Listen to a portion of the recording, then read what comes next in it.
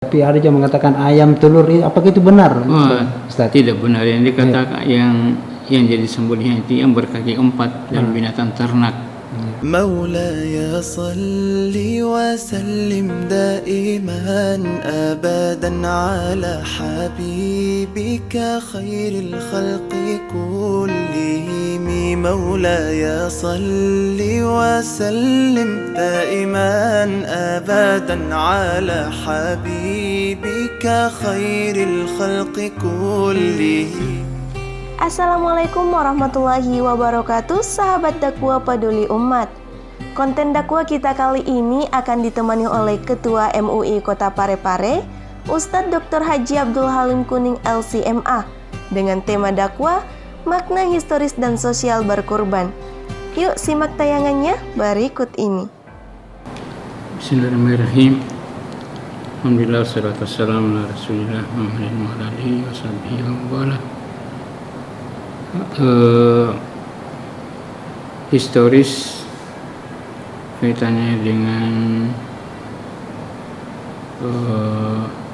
korban ya, berkurban itu dimulai dari agama Nabi Ibrahim.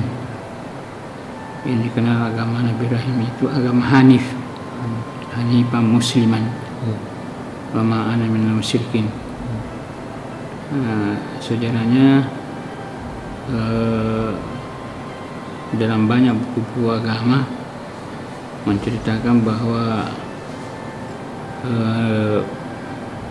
Nabi Ibrahim pernah menyembelih sekian banyak binatang kurban. Lalu para malaikat itu takjub, ya heran dengan sekian ratus binatang yang dia sembelih untuk takarrub kepada Allah. Hanya dia katakan ini biasa-biasa saja. Kalaupun andai kata Allah menganugerahi saya seorang anak dan dia menyuruh untuk dikorbankan, saya juga korbankan. Tidak lama sesudah itu dia dianugerahi seorang anak, yaitu Ismail. Ismail ini adalah satu-satunya anak Nabi Ibrahim dari pihak Hajar. Dan Ismail itu lahir dari ibunya Hajar. Karena dipahami Nabi Ibrahim itu mempunyai dua istri. Satu yang bernama Siti Sarah yang berdomisili di Palestina. Di sana lahir anaknya Nabi Ibrahim namanya Ishak. Dan di situ lahir keturunan sejumlah nabi. Kemudian yang Siti Hajar dia berada di Mekah. Dan di situ lahir Ismail. Dari sanalah garis keturunan Nabi Muhammad Sallallahu Alaihi Wasallam. Jadi kalau dibeginikan begini, Nabi Ibrahim di tengah, ini Sarah, ini Hajar. Ismail merupakan kakeknya Nabi Muhammad Sallallahu Alaihi Wasallam. Nah, tibalah saatnya dalam Al-Quran itu dikisahkan bahwa setelah Ismail mencapai umur kepemudaan, maka tiba-tiba Nabi Ibrahim melihat dalam mimpinya. Dalam kitab agama yang lain seperti yang kita baca, dia katakan, fi nasrak, sempurnakan nasarmu, hai Ibrahim. Kamu pernah bernasar dulu mengatakan, kalaupun saya punya anak, saya rela korbankan. Sekarang sembelih anakmu, sempurnakan nasarmu. Itu terjadi di malam ke-8. Akhirnya dia bangun. Nabi Ibrahim katakan, ini mimpi saya dari setan atau dari Tuhan. Maka hari ke-8 Zulhijjah itu namanya Yaumut Tarwiyah, hari di mana Ibrahim berpikir-pikir, belum yakin bahwa ini mimpinya dari Tuhan. Selanjutnya pada malam ke-9 Zulhijjah dia mimpi Mimpi lagi lagi. bahwa ini mimpinya Nabi itu mimpinya Nabi Ibrahim itu bahagian dari wahyu. Ya, sempurnakanlah nasarmu, barulah tahu. Maka hari ke-9 Zulhijjah itu dikatakan Yaumu Arafah. Nabi Ibrahim mengetahui bahwa betul mimpinya ini dari Tuhan. Oleh karena itu orang yang naik ke tanah suci Mekah hari ke-9 itu wukuf di Arafah. Ya. Kaitannya dengan kesejarahan Nabi Ibrahim itu, hari Arafah itu hari di mana Ibrahim mengetahui bahwa ini mimpinya dari Tuhan. Maka hari ke-10 Zulhijjah Nabi Ibrahim merealisasi mimpinya itu. Dibawalah putranya Ismail ke Mina. Maka hari ke-10 itu dikatakan Yaumun Nahri, hari penyembelihan. Dibawalah di sana untuk disembelih Ismail. Kalau sudah diungkapkan dalam ayatnya, Allah mengatakan ini arafil manami anni asbahuk pansur ma satara.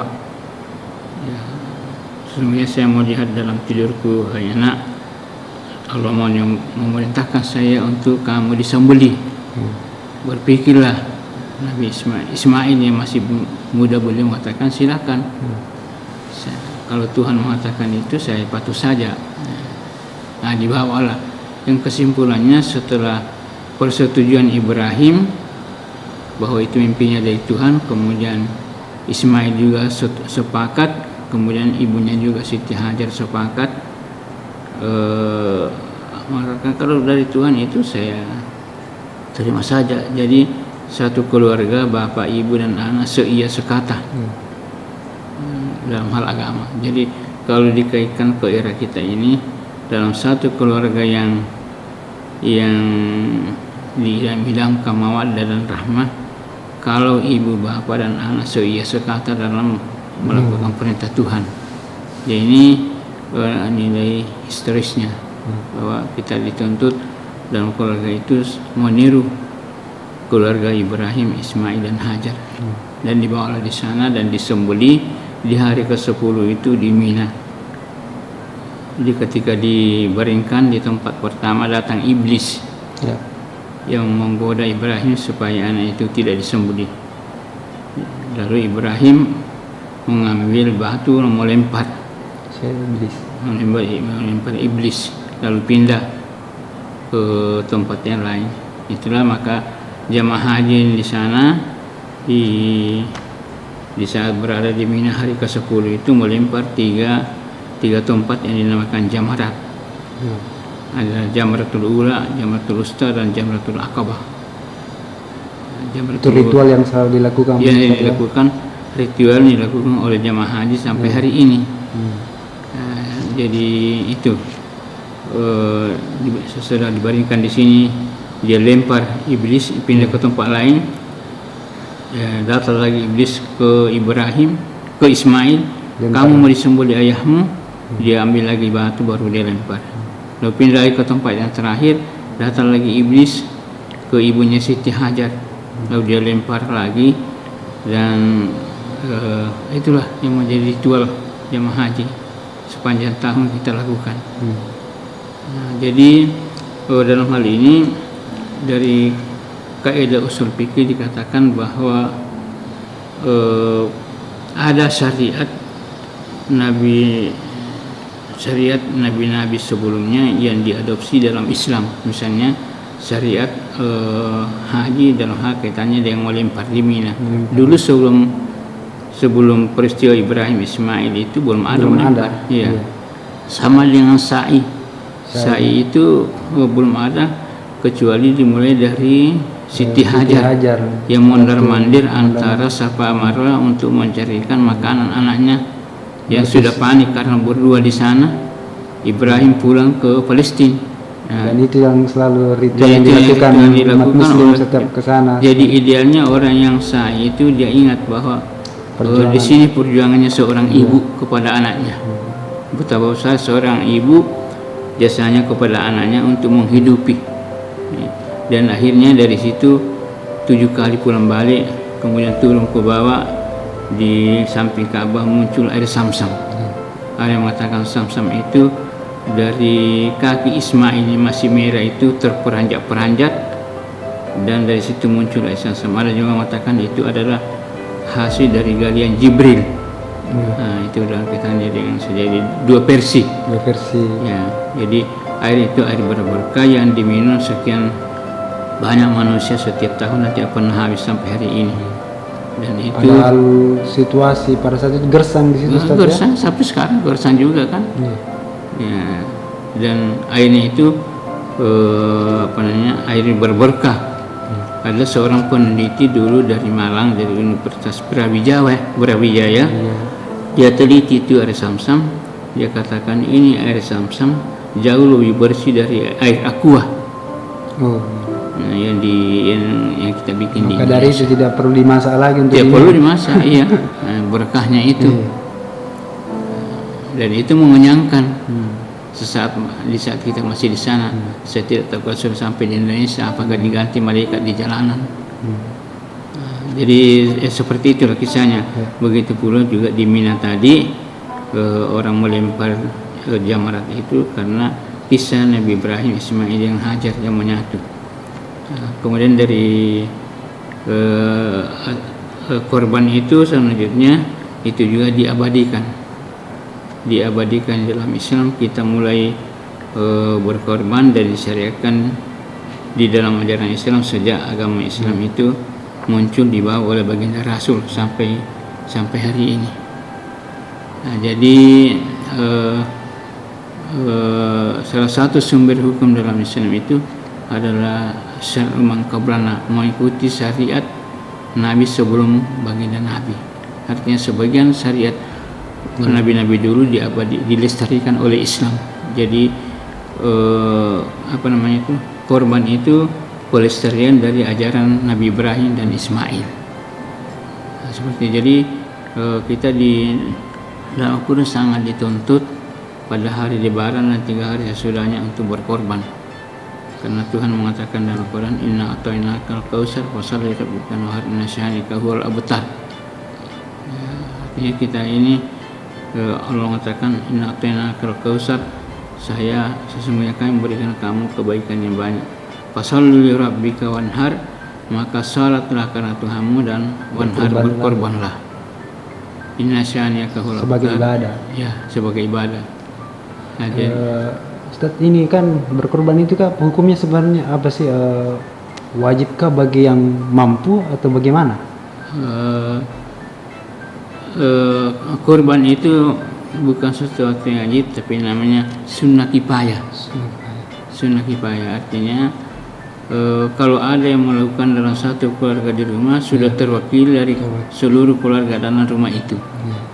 Jadi misalnya saya berkorban 1 kambing, Berarti terwakili semua. sudah terwakili semua keluarga yang ada di situ.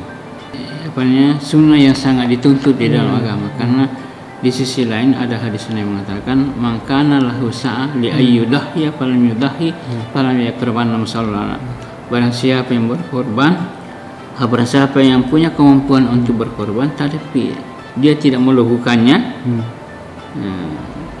maka dia katakan, Nabi katakan fala yaqraban musallana, jangan mendekati tempat sembahyang kami di hari raya Idul Adha. Artinya dicaci kalau ada orang yang punya kemampuan berkorban tapi tidak berkorban. Karena berkorban itu punya rasa solidaritas kepada sesama umat. Dan dipahami bahwa korban itu adalah dengan mengkonsumsi daging. Daging itu simbol kekuatan, simbol kesehatan. Maka diharapkan dengan memakan daging itu, umat Islam itu yang sepanjang tahun hanya memakan ikan 1000 bisa mendapatkan gizi, kekuatan. Dan itu bagus kalau umat Islam itu kuat. Kan Nabi mengatakan bahwa Muslim yang kuat lebih afdal daripada Muslim yang melempem. Itu antara lain bahwa daging itu simbol kesehatan dan simbol gizi. Oleh karena itu dari aspek kesehatan itulah maka kita dituntut memberi makan saudara-saudara kita hanya sekali setahun untuk diberikan daging. Nah ini Ustaz untuk hewannya sendiri yang dianjurkan. Tapi ada yang mengatakan ayam, telur, apakah itu benar? Ustaz? Tidak benar yang dikatakan yang jadi sembolnya itu yang berkaki 4 dan binatang ternak. Jadi berarti sapi dan kambing. Sapi dan kambing, domba. Ya. Jadi walaupun ternak kategori bisa dia makan orang dengan binatang yang berkaki 4 misalnya rusa, kijang, tapi bukan termasuk yang di binatang ternak. Binatang ternak itu. Begitu pula misalnya kalau ada yang makan kuda, tidak boleh. Tidak boleh. Bukan dalam garis itu yang dianjurkan dalam agama. Nah ini Ustaz juga kan biasa kan ada 7 orang kumpul uang lalu beli sapi. Nah misalkan dalam di 7 orang itu ada salah satunya mohon maaf uangnya tidak halal, haram misalnya, itu bagaimana itu Ustaz itu? Bagaimana Anda ketahui bahwa itu haram? Kalau diketahui jangan diikutkan di sana.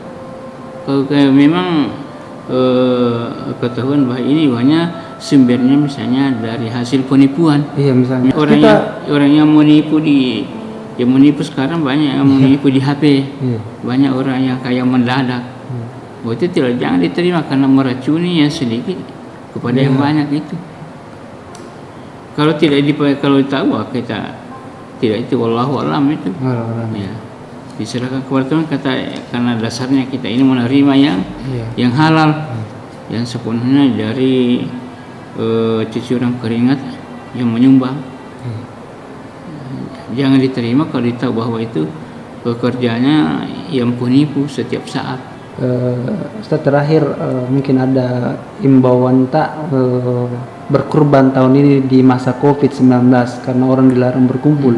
Sedangkan Nah, jadi begini, di masa COVID ini lebih dianjurkan lagi untuk berkorban. Karena COVID itu adalah